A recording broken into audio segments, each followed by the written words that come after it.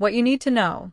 All the 54 countries in Africa are water insecure, with key drivers of the water insecurity being population growth, climate change, and pollution. Africa is facing increasing conflicts and disputes over water resources since 2019 as a result of poor or no management procedures by the governments. A report on the state of Africa's environment released by Indian scientists indicates that incidents of violence arising from water conflicts rose to 34% between 2022 and 2023. The numbers went up from 53 in 2022 to 71 cases in 2023.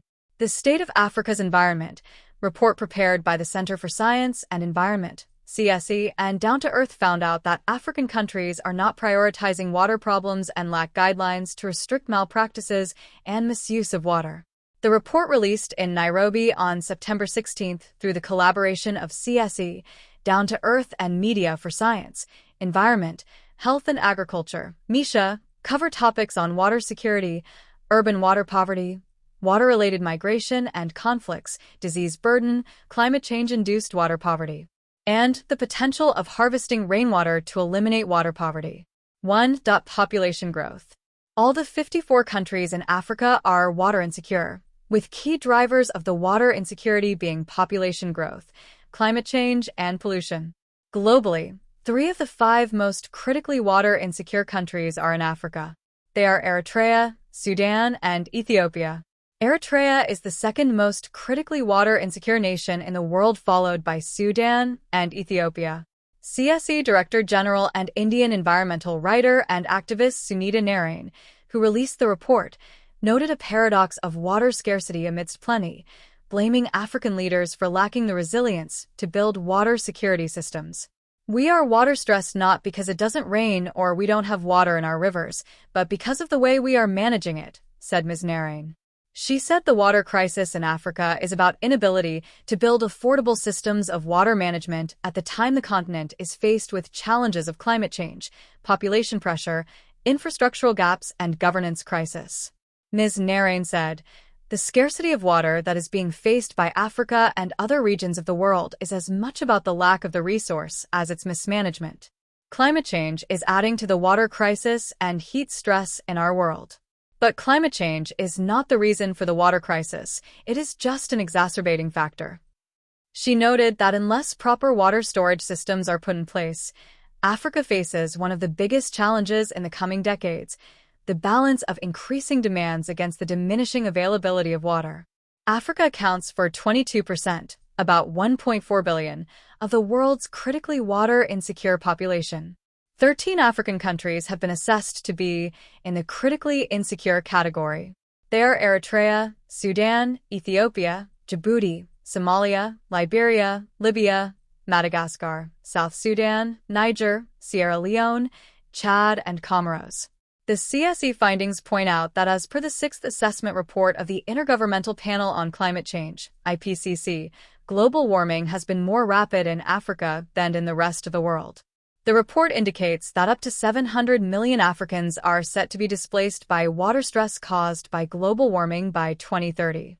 It reads in part, "Food production will be affected severely because heat and water stress could lead to 6 to 14% food production decline by 2050. The Middle East and Northern African regions face the greatest expected economic losses from climate-related water scarcity, estimated at between 6 and 14% by 2050. Kenya, for instance, faces an unprecedented water crisis in its expanding urban areas. 1/3 of its population lacks access to clean drinking water, according to the CSE report. Lakes are the new battlegrounds in Africa. They are impacted by climate change, face massive degradation, and increased pressure from rising population growth. With 17 major river basins, over 160 lakes, and vast wetlands, Africa is endowed with abundant water resources, but despite this, the continent remains water-stressed. Mr. Matthew Hernegger, a senior scientist at the Institute of Hydrology and Water Management, HIWA, University of Natural Resources and Life Sciences, Vienna, recently studied the Kenyan lakes in the East African Rift Valley on why water levels were rising. 2. Flooding. His study revealed that Kenyan lakes in the Rift have witnessed significant water level increases. Homes, schools, and hospitals have been affected by floods. Mr. Hernegger highlighted a Kenyan government report which estimates that about 80,000 households and 400,000 people have been affected by floods since 2010. The study pointed out how the lake ecosystem is undergoing changes and impacting local livelihoods. It said, "The results of our study illustrate that minor changes in the water balance are enough to explain the lake level rises.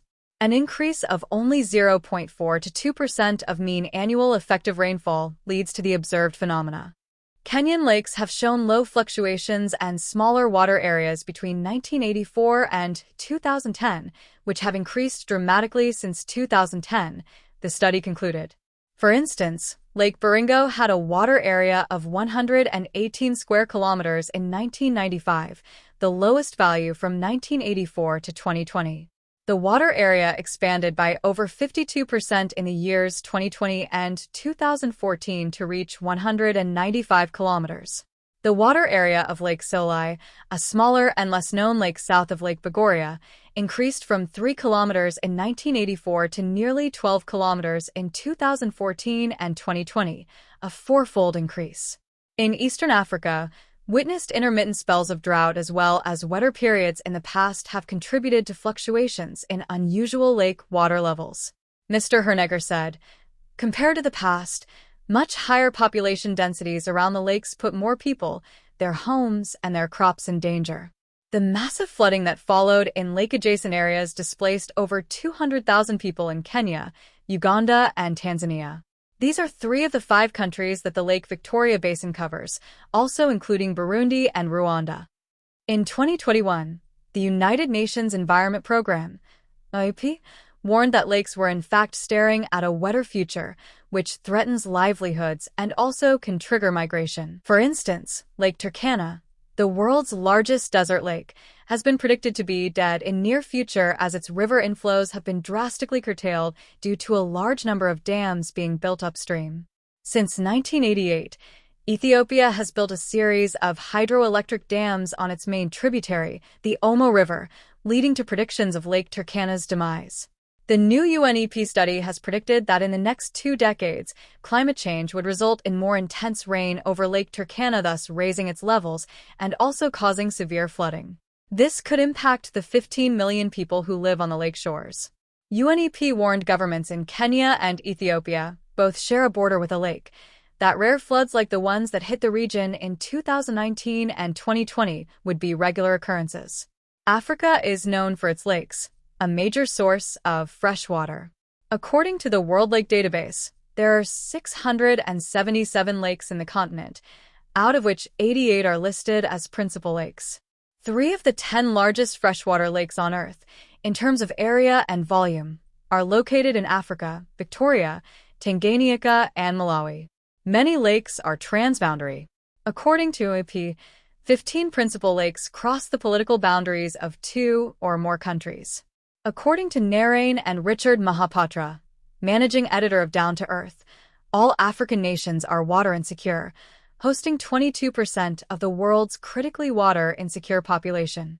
Sub-Saharan Africa is the world's most water-stressed region, with 36% people reported to be water insecure. For example, the World Bank estimates that the Democratic Republic of Congo, DRC, has over 50% of Africa's surface water reserves and approximately 1 in 4 of the continent's water resources. The Congo River Basin, Africa's largest river by volume having a consistent flow throughout the year, covers 98% of the country. But the report noted that despite this overwhelming natural endowment of water, nearly 3 in 4 of Congo's 70 million citizens don't have access to safe drinking water. The report on the state of Africa's environment pointed out how rich Africa is endowed with rainwater. As water levels continue to dip, we should plan for rainwater harvesting. This will save us from taxes on water supplied to consumers, sometimes which are impure and have to be treated or boiled before use. Harvesting rainwater can not only help bolster water supplies, it can also involve the community in managing water and making water everybody's business, said its authors. The CSE report recommends water harvesting and integrated land water management. Rainwater harvesting, the report observes, can not only provide a source of water to increase water supplies, but also involve the public in water management, making water management everybody's business. It reads, it will also reduce the current demand on government institutions to meet water needs, reduce the need for government subsidies, and help everyone to internalize the full costs of their water requirements, thus encouraging the public to be more conserving in its water demand. According to Ms. Narain, to meet future water demands, there is a need to augment supply, and this calls for focusing on rainwater harvesting to mitigate flood risk and recharge groundwater. This will build resilience of rural communities to deal with variable rain and for cities to deal with water stress. Further, the report by CSE notes that at least 24 large cities in 15 countries across Africa are likely to be water scarce by 2050. Algeria, Angola, Burkina Faso, Kenya, Egypt, Ethiopia, Libya, Mauritania, Morocco, Nigeria, Senegal, South Africa, Sudan, and Tunisia. In Kenya, Nairobi's water demand beats supply with a deficit of about 265,000 cubic meters per day. Leakages due to old infrastructure and pipe interference, illegal connections, vandalism, and catchment degradation, among others, are some of the challenges affecting water access in Nairobi City, notes the report. These challenges often leave city dwellers, especially in informal settlements, at the mercy of cartels who sell clean water at exorbitant prices of between 20 shillings to 50, about $50, for a 20-liter jerry can. In Nigeria, there will be a 277% increase in water-scarce urban residents, while in Egypt there will be about 3,155% increase. According to Susan Masila, a water and sanitation consultant at Amatsi Water in Burundi, rainwater harvesting has the potential to solve some of the pressure in urban water systems. Rooftops of homes, schools, and office buildings can be fitted with rainwater harvesting systems to provide supplementary water, especially for non-portable uses, such as irrigation and sanitation, thus reducing the burden on municipal water supplies. Calculations by CSE indicate that sub-Saharan Africa has the potential to harvest 13,365,000 million cubic meters through rainwater harvesting.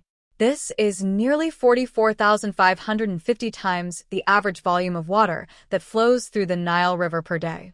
However, Ms. Masila noted water quality and contamination by pollution or debris, alongside high costs of additional filtrating and treating of the water, as well as lack of space for large-scale storage tanks, are some of the challenges that come with rainwater harvesting in urban areas. She highlighted, cities also lack policies and incentives to promote widespread adoption of rainwater harvesting at the household or institutional levels. Therefore, raising awareness and integrating rainwater harvesting into urban planning is essential. Already, several countries have started implementing or are gearing up for rainwater harvesting in urban areas. The report identifies Tanzania to have adopted a rainwater harvesting policy to promote sustainable and efficient use of rainwater. Ethiopia has launched a national rainwater harvesting initiative called My Dam at My Door. The Ethiopian government has observed that as a result of the initiative, an additional 4 million Ethiopians plus are getting access to clean drinking water. Rainwater harvesting, although traditionally rural, can play a critical role in urban water management, provided that the necessary systems are in place to overcome the challenges posed by the urban environments, she said. Thanks for watching. Please subscribe for next video.